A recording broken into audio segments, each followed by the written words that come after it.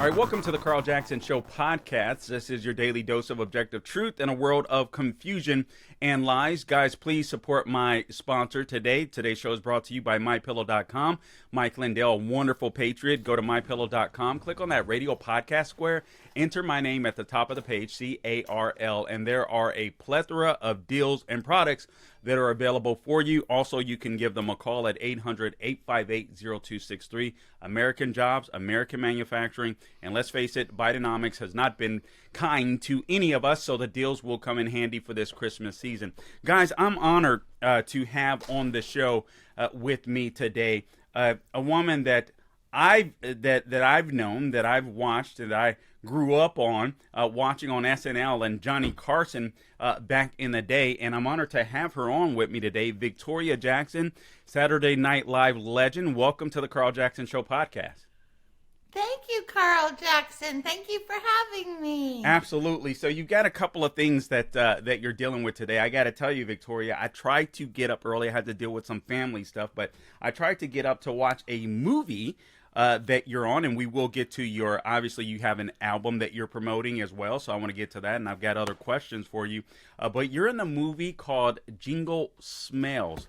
And so I do want to talk about that a little bit because I'm happy to see that it's out. And again, you can find it on rumble.com, or not again, but you can find it on rumble.com, other places as well. But jinglesmells.movie or jinglesmells.net, I believe it is, and you'll arrive at the right place. So talk to us about that a little bit, Victoria, because I'm very happy to see. I'm one of these weird people, Victoria. I love seeing Christmas movies that celebrate Christmas. Well, actually, I have not seen it yet. Are you serious? Okay. All right. So we're in the same boat. We're in the same boat. Well, it just came out, and I know it's about, it makes fun of political correctness, so yay. And I played a very small part, but a funny part. I'm a raging liberal activist. And yeah, and so that was super fun. That's pretty cool. I actually saw a short clip of you playing that part. Maybe we can add that to the podcast at the end of the show so that people can check it out. And also, you're out with your first music comedy album called When I Get to Nashville, and that includes stand-up as well. But Victoria, I want to talk to you about. I want you to promote all those things, but I also want to talk to you about comedy in general. Where America is, what comedy can do to kind of heal the divides that we see in America. I mean, I was just going back and I was looking at some of your vintage videos, if you will, with Johnny Carson of all people. And I'm thinking, I remember my dad loving Johnny Carson, to sit back and watch Johnny Carson, late evenings or what have you. I could hear him in his room just laughing up a storm. Comedy used to bring so much of us together. Now, see, I think it's starting to do that again. There's a lot of comedians out there that are, I think, using the tool of comedy and their craft to bring Americans together and get us to laugh again. But talk to us about comedy, the state of comedy today, perhaps, compared to when you got into business. Wow. When I started stand-up, it was 1980. There's very few women doing it, and I was just trying to make up 6 minutes because I thought, A, maybe I could get on the Tonight Show, but B, I thought even if I'm not a good stand-up, maybe someone in the audience in LA will say, oh, she'd be a good airhead on our sitcom. That was my goal. Okay. And so I wasn't really trained for Saturday Night Live, but it was like quick comedy college. I learned on the job. But so stand up in those days, freedom of speech. People could say anything they wanted. And now we can't. Now you can't. And we're sliding into communism, where the state, the media has become part of the state, and they control what you can and can't say, what you can and can't think. Well, when I was in 7th grade, we read the book 1984 by George Orwell. You read that in the 7th grade? Yes, at my Christian school. Wow. And I was raised in Miami, where everyone was escaping communism coming from Cuba. So I was very aware of communism, no matter what name it wants to call itself. Now it's called progressive, and I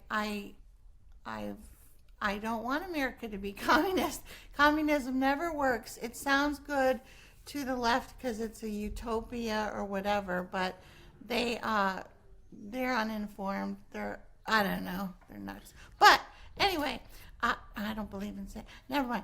But I don't want to talk about politics, but it's hard not to because everything in life is religion and politics. They kind of, what you believe in, what your worldview is, affects everything you do and everything you say. Yeah, and honestly, I was just thinking the same thing. I mean, frankly, I don't necessarily want to talk about politics, and I want to make sure that I get to your comedy album real quickly here. But I've listened to some interviews with you before. You're very well versed in the topics of politics and world culture and all that kind of stuff and things that are going on. I'm impressed to hear that you read George Orwell in 1984, and I'm saddened to hear that you don't hear that, particularly even in Christian schools anymore. So that was that was kind of neat to hear from you, frankly.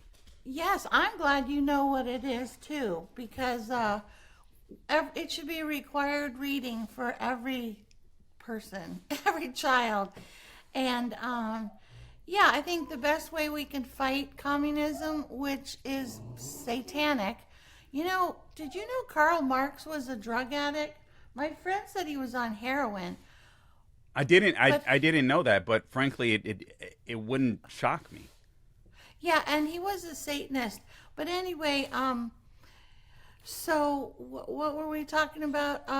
The best way to fight it is education, talking like we are, and prayer. I'm in a daily prayer group, Bible reading group with China Phillips. You know China Phillips from Wilson Phillips? Yes. Yeah, her parents were the mamas and the papas. And she has this thing called Cal Heal, and California Preachin' is her YouTube show. And I was so excited when I heard her preach, telling the gospel, the good news that Jesus died for our sins and rose from the grave. I was like, oh, I got to get involved. I'm so proud of her because it's very rare to find people in show business. I bet. Who make God, Jesus, their king instead of themselves their king, Yeah, No, that's absolutely amazing. Honestly, it's one of the reasons why. I mean, I appreciate your work as a comedian, but I also appreciate your willingness to be bold and stand up for your faith and some of the things that you believe in. I do believe that courage is contagious, and I'm not even sure if you think you're courageous, but I think perhaps being in the industry that you are, you are. So I really appreciate you being so bold. Let's talk about your comedy album, and again, I got to watch some vintage stuff on Johnny Carson before we came on air today. But talk to us about this new album, When I Get to Nashville, with 18 songs, including some stand-up comedy. Yes, 18 songs I wrote since I moved here 11 years ago. Well, so what happened was, I left SNL and I went to Miami, got reunited with my high school sweetheart. That's where we grew up. And one of us had to give up our career so the other one could have theirs. And of course, because I'm the perfect Christian wife and mother, I gave up mine and raised our kids. And I remind him every day. And so we raised our kids in Miami. And when he could retire, it was a no-brainer. Where are we going to move? To where our children and grandchildren are. Ah, cool. And so he got in his car, I got in my white pickup truck, this pickup truck, and we started driving towards Nashville where our kids were. Well, I was driving along, I was like, when I get to Nashville, I'm going to make the rounds. I'll do a show in Music Row or Tootsie's Orchid. And I started thinking, hey, wait a minute, I'm a songwriter, I'll fit in there. I sang songs on Johnny Carson in my 20s. Yes. I sang Use Me because I was an out-of-work actress. I sang the boyfriend song because I was looking for a husband. And then in my 30s, on SNL, I sang, "Where do you draw the line between love and adultery?" And I sang, "I'm not a bimbo." And so then in my 40s in Miami, I wrote songs like, "Nobody respects a suburbanite. They think you settled for the lowest form of life." And I thought, I have hundreds of original songs. So then I thought, my new goals before I die: A, make an album, check. B, hear it on the radio, check, I have. Cool. C, sing at the Opry. My last thing on my bucket list, sing at the Opry. So I'm working on it, and that's why this happened. It organically happened just hanging out with people in Nashville. Everybody's a songwriter and has a sound studio in their home. And I met a guy named Jim McBurney, and he is a retired NYPD cop, and he's also a musician. And I hung out in his house studio for like 8 years, and we didn't have a record company or a deadline, so we just had fun. And he pushed all the buttons and harmonized with me. And his son is a 9/11 firefighter who was at the 9/11 thing and lost 100 of his friends, but he survived, and he's the son of Jim. And anyway, great Americans, conservative, love our country. And so me and him wrote, they're all about my challenging marriage, songs like "How Do You Undo I Do, Oh Yeah," and "Stuck in a Minor Key." And then in the middle, I realized everybody has problems. So the song is, "It's a broken world, baby. Everybody has problems." And then it goes into happy songs, and then it's stand-up. All right. I absolutely love that. You had a one-liner on your website that I saw, and I'm just paraphrasing, but you mentioned your marriage and being married for 30 years, and you were sad basically because your husband had been asking for a divorce. But basically the divorce never happened. No, but it was hilarious how it was written. Okay, Carl, let me tell you how he said it. Okay, because it's true. Okay, and I think a lot of people can relate. I said, when I moved to Nashville, my dad died, my mom died, my 3 dogs died, my brother died. I got cancer, and my husband asked for a divorce. So I had a lot of material to write songs with. Oh, yes, indeed. But then I go, he didn't actually ask for a divorce. He screamed it 1,000,000 times. And we're still married. All right, I love it. Honestly, I read that line and I just started dying. Again, we are speaking to Victoria Jackson, SNL Legend. Make sure you go out and get her her first comedy album, and that is "When I Get to Nashville." Also, just a little bit of history here. I was watching you on Johnny Carson, and you performed a song called "Angry Woman." You were a very good gymnast. Yes, thank you. My dad was a gymnastics coach. See, here's a handstand in front of the naked statue on Music Row. Wow. And then here's a handstand in front of Printer's Alley. And this is in front of the Ryman. And this is in front of the Minnie Pearl statue. I have a collection of handstands. And the reason is because it was my little trick that I took to Hollywood when I was trying to be an actress. And I thought, what would make me stand out at auditions? So a couple times I said my lines upside down and got the commercial. And then my agent would go, Mark Teitelbaum would call me and go, "You can't do handstands.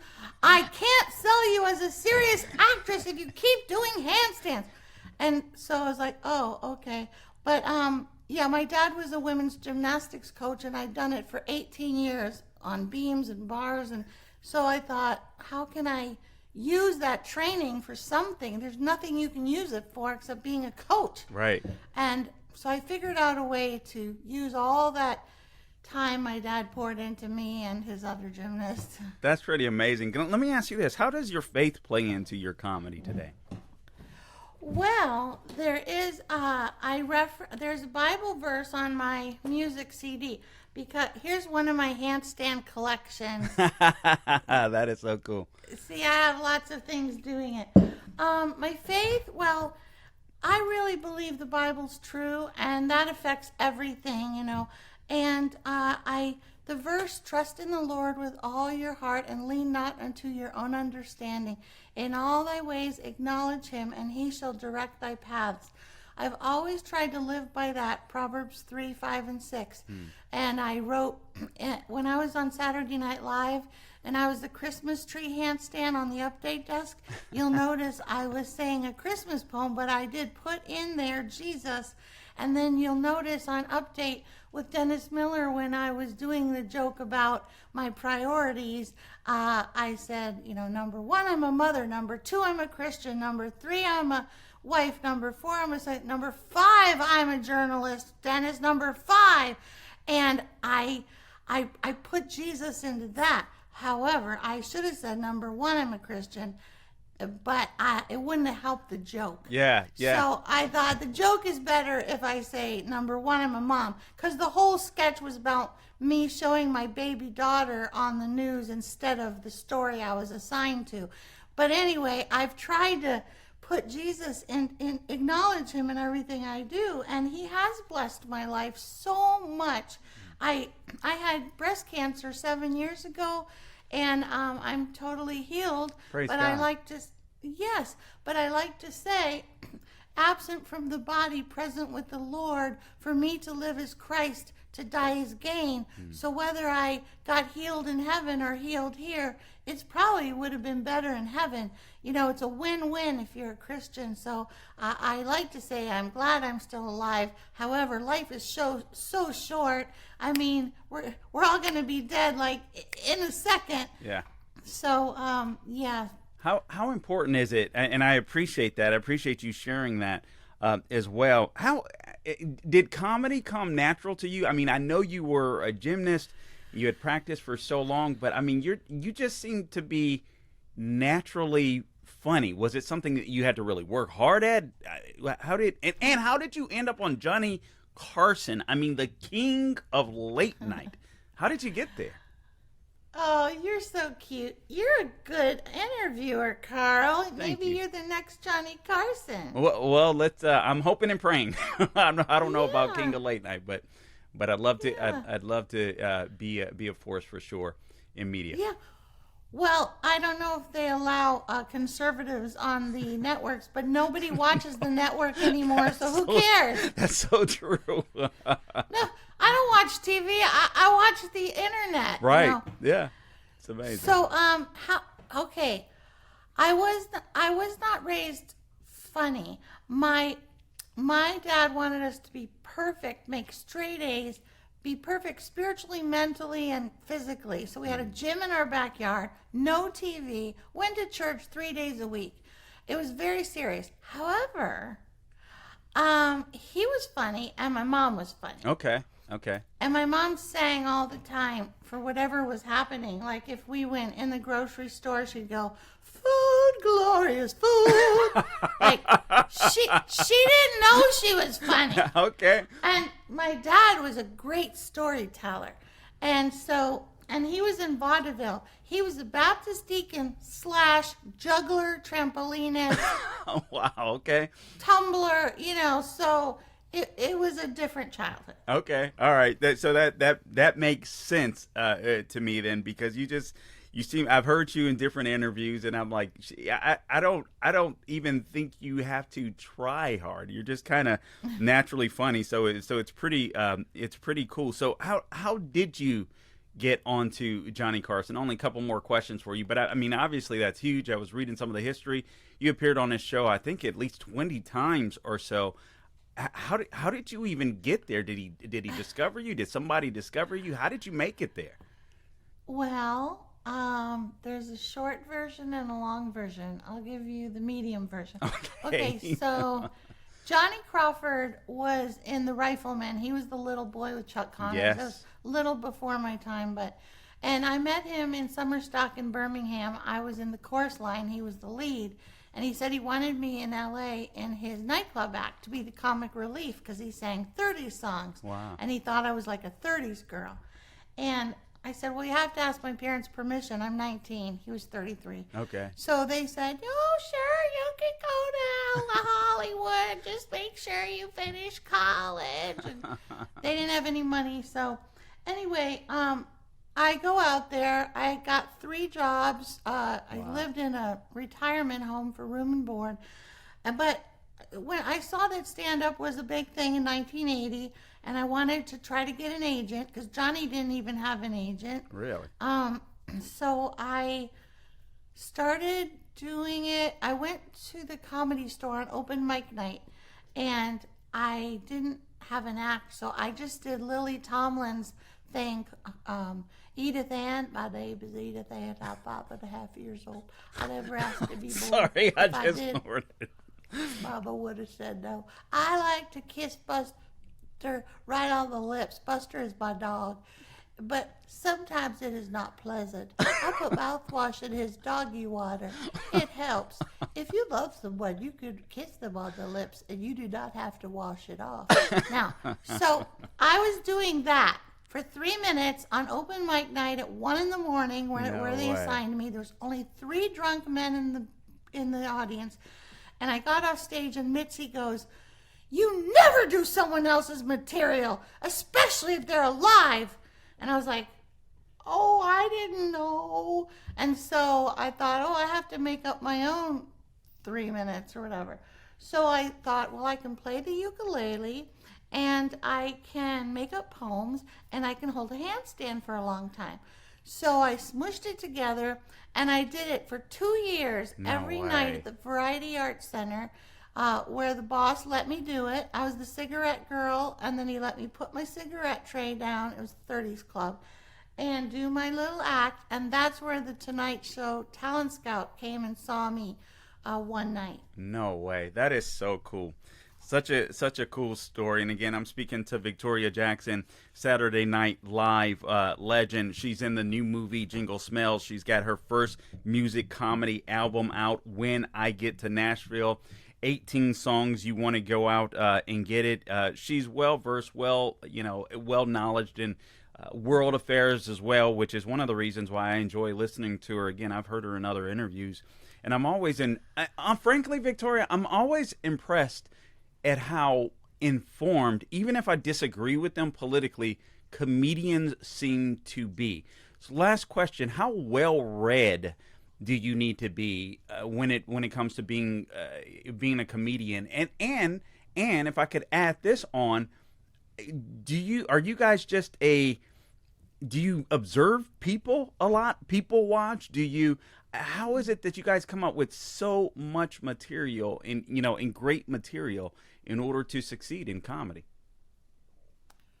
Wow. Well, I'm not the best stand-up, but I think stand-ups are very observant of human behavior and very curious. Okay. And I think the way they write their act, most of them, it's about what they're angry about. Carl, I can't see you anymore. Oh, you can't? Okay, it's weird. I can see you. So we're good. Okay.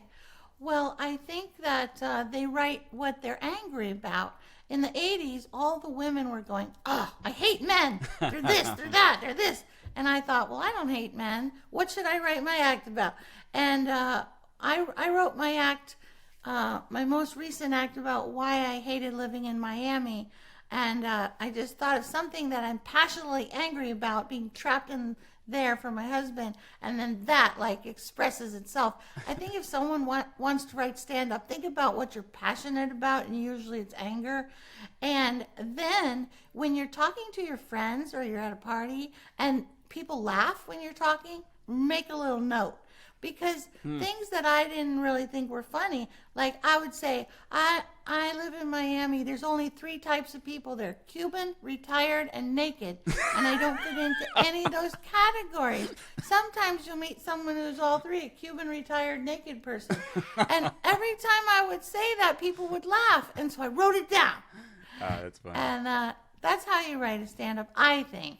All right, no, that's pretty cool. So for comedians listening, I hope you took note there. I think that is very great advice. Listen, Victoria, I know that you're a busy woman. You've got plenty of interviews to get to, but I just want to tell you that it's been an honor to interview you. I hope to do it again in the future, and I hope you get to sing in the Opry, your album, when I get to Nashville. And where can people go to find you? The best place to find you, the best place to get your material.